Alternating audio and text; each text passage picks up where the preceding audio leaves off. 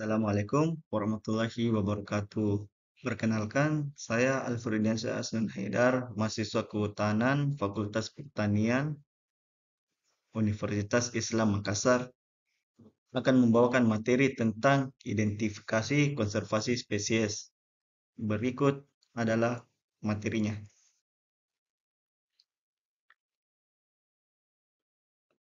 Data dan informasi spesies. Spesies atau jenis adalah suatu peringkat taksonomi yang dipakai dalam klasifikasi biologis untuk merujuk pada satu atau beberapa kelompok individu makhluk hidup atau populasi yang serupa dan dapat saling membuahi satu sama lain di dalam kelompoknya atau saling berbagi gen sehingga menghasilkan keturunan yang fertil atau subur. Sejumlah kelompok dalam satu spesies bisa saja tidak saling membuahi akibat hambatan geografis, tetapi bila dipertemukan dan dikawinkan, dapat menghasilkan keturunan fertil. Jika dua spesies yang berbeda saling membuahi, mereka akan menghadapi masalah hambatan biologis. Apabila menghasilkan keturunan yang sehat, keturunan ini biasanya steril atau mandul. Definisi ini pada beberapa kasus tidak dipenuhi sehingga muncul masalah pendefinisian spesies.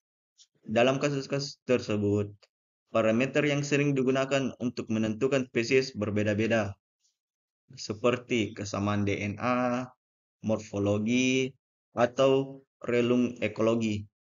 Lebih jauh lagi, munculnya ciri-ciri khas tertentu dapat membagi spesies menjadi takson yang lebih kecil, seperti subspesies.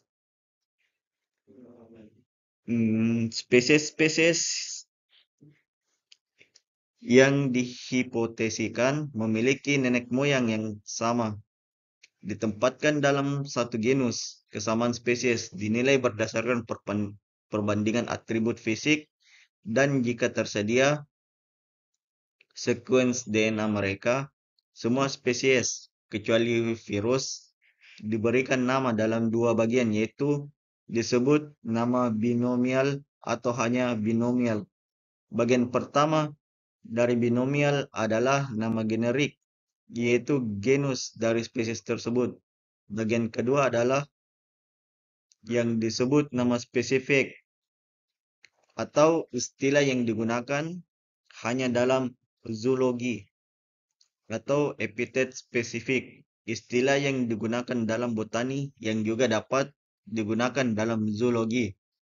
Misalnya, boa constrictor adalah salah satu dari 4 dalam genus boa. Nama genus dimulai dengan huruf kapital, sedangkan epitet spesifik tidak. Binomial ditulis dalam huruf miring saat dicetak dan digarisbawahi ketika ditulis tangan spesies.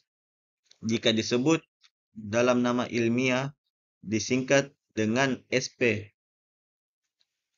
Definisi yang dapat digunakan dari kata spesies dan metode-metode yang andal untuk mengidentifikasi spesies tertentu penting untuk menyatakan dan menguji teori-teori biologi serta mengukur keanekaragaman hayati.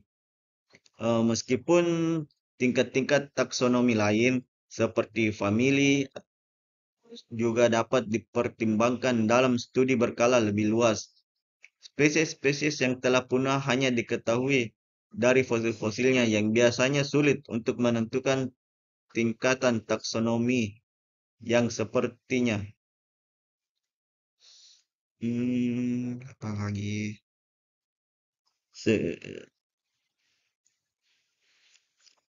Materi selanjutnya adalah potensi ancaman keanekaragaman hayati. Sebelum revolusi industri, ekologi dicirikan oleh stabilitas. Di setiap habitat, ekosistem terbentuk melalui proses evaluasi jangka panjang, di mana predator dan mangsa, kolaborator dan pesaing, mulai dari mikroba hingga mamalia, hidup berdampingan dalam jaringan yang kompleks dan saling berhubung. perubahan keanekaragaman hayati, gabungan tanaman, hewan, jamur, dan organisme mikroskopis yang hidup di setiap habitat terjadi, namun sebagian besar didorong oleh proses jangka panjang yang terjadi selama berabad-abad hingga ribuan tahun. Aktivitas manusia seperti pembakaran bahan bakar fosil dan industri pertanian telah memberikan dampak yang signifikan terhadap bioma dan ekosistem bumi. Perubahan iklim, penggundulan hutan, dan polusi telah menghancurkan atau merusak habitat, mengubah tempat hidup spesies, dan memusnahkan spesies dengan kecepatan dan skala yang sebanding dengan peristiwa kepunahan besar di masa lalu.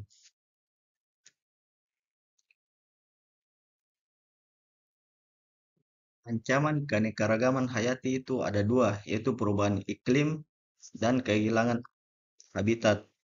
Perubahan iklim mengubah bagian bumi mana yang dapat menampung setiap spesies karena tempat tinggal setiap spesies ditentukan oleh iklim, baik secara langsung melalui kemampuan mereka untuk menghadapi kondisi panas atau dingin, kering atau basah, atau secara tidak langsung melalui perubahan ketersediaan makanan.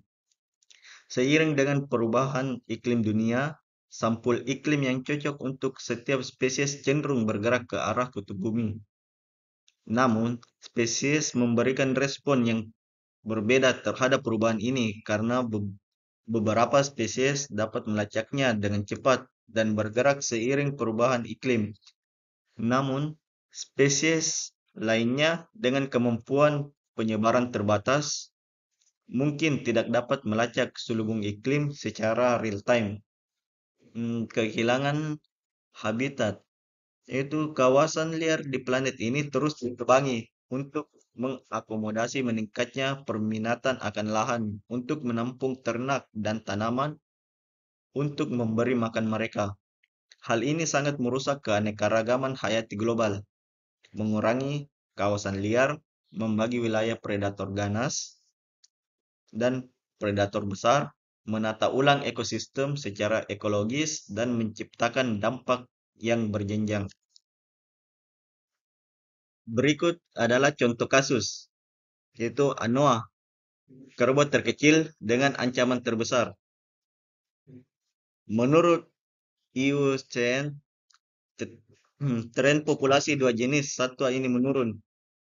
Berdasarkan asesmen Juli 2014, populasi anoa dataran rendah, Bubalus depressicornis sebanyak 2.499 individu, sedangkan anoa gunung Bubalus parlesi menurut asesmen April 2016, populasinya berada di sekitar angka 2.500 individu.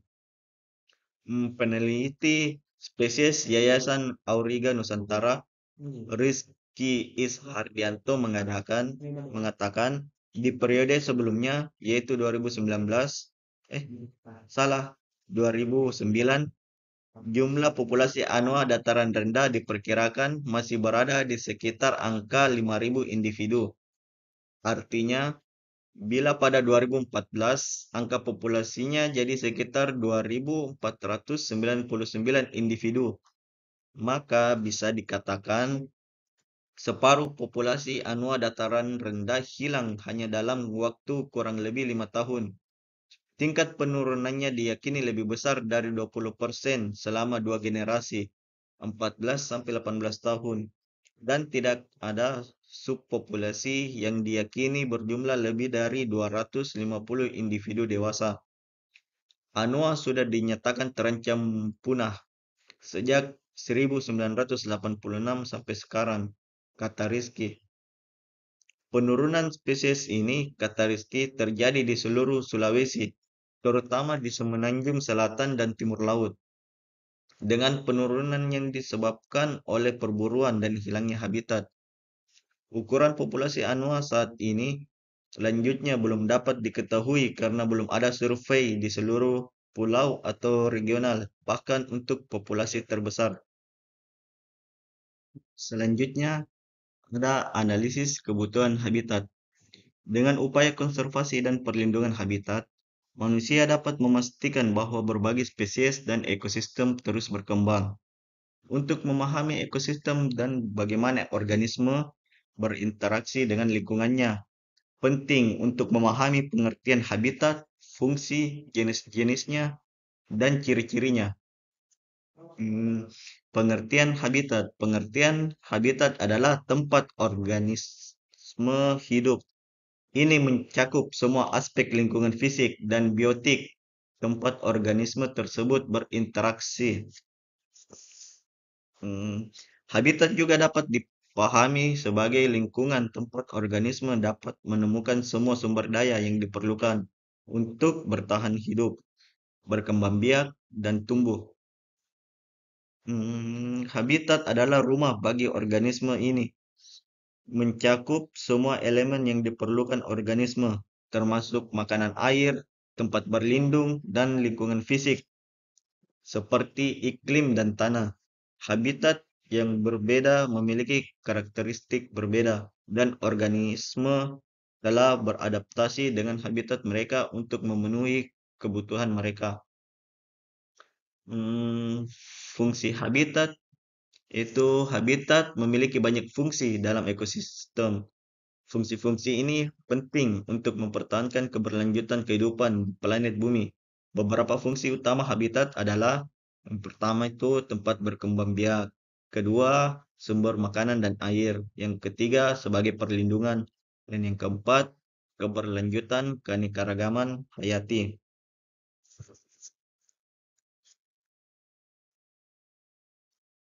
Berikut adalah jenis-jenis habitat. Ada 5, yaitu gurun, sawah, lautan, padang rumput, dan hutan. Hutan adalah habitat yang ditutupi vegetasi pohon.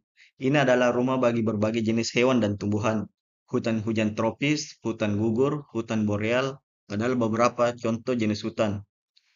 Lautan adalah habitat air asin yang meliputi sebagian besar permukaan bumi. Ini mencakup berbagai ekosistem laut, seperti terumbu karang, zona pelagis, dan laut dalam. Gurun adalah habitat kering yang memiliki sedikit vegetasi. Organisme yang tinggal di gurun telah beradaptasi dengan kondisi keras, termasuk suhu yang ekstrim dan ketersediaan air yang terbatas. Padang rumput. Padang rumput adalah habitat terbuka yang umumnya ditutupi oleh rumput. Ini adalah rumah bagi herbivora besar seperti bison dan gajah. Sawah. Sawah adalah habitat yang dibuat oleh manusia untuk pertanian. Ini adalah tempat di mana tanaman padi tumbuh dan habitat bagi berbagai hewan air seperti ikan dan burung.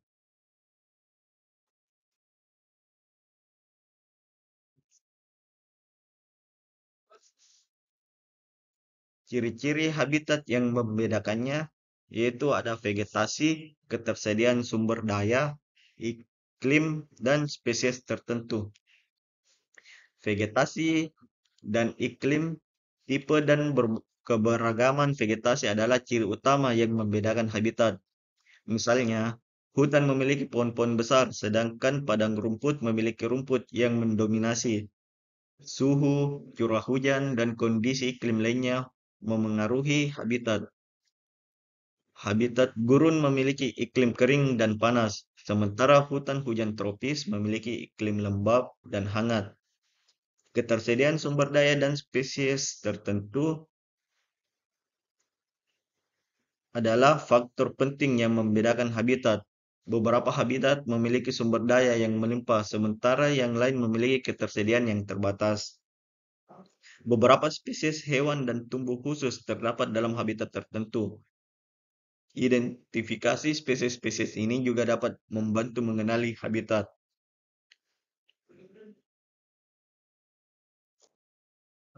Berikut adalah studi kasus keanekaragaman hayati ekosistem hutan.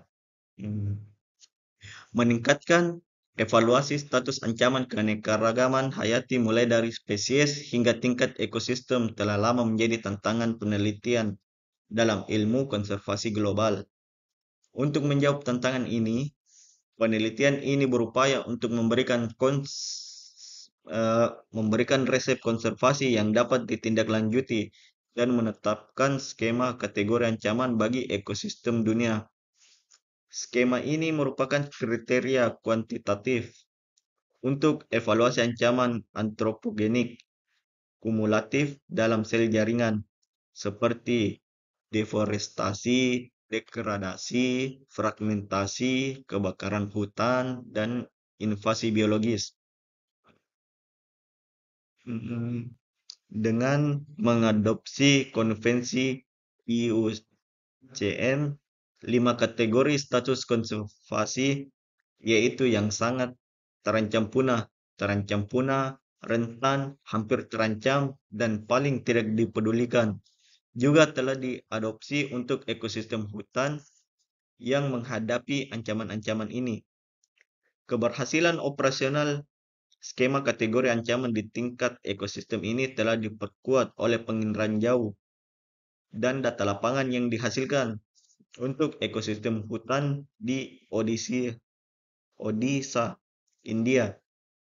Status kategori ancaman ekosistem hutan diidentifikasi dengan membuat grid 5 kali 5 kilometer di GIS dan menetapkan tingkat ancaman untuk setiap grid.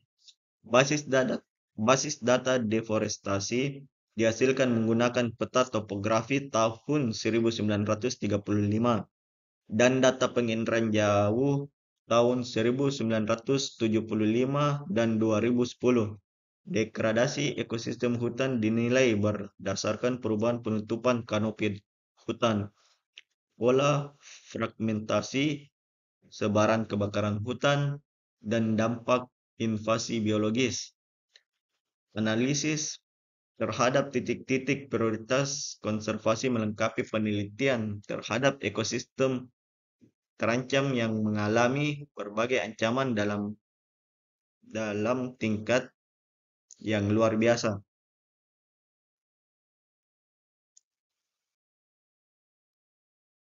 Sekian penjelasan dari materi saya, kurang lebihnya mohon dimaafkan. Wallahu muwafiq ila aqwamit thoriq. Assalamualaikum warahmatullahi wabarakatuh.